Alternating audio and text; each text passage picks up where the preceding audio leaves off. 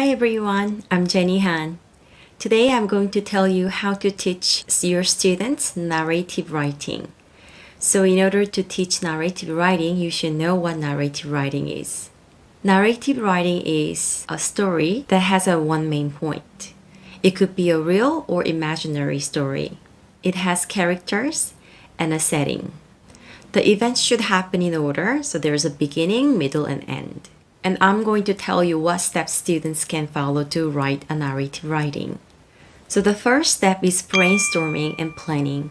They can plan the topic and what events will happen in the story, and they can think of the ending as well. The second step is drafting. The students need to start with a great hook in the beginning of the story by adding some sound words or quotes, interesting facts, questions, or dialogue. After that, they need to add more details into their story by adding more sensory words and concrete words. I personally ask my students to include lots of adjectives and adverbs, and also they need to think of the cause and effect relationship in their story. And adding some background and build more characteristics of the main character is very essential as well. They need to use lots of transition words and linking words as well.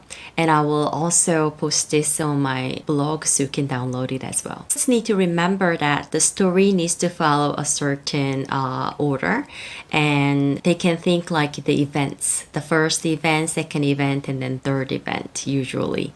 And the ending can be the solution to the problem of the main character, or they can also use this literacy device called cliffhanger by giving another challenge.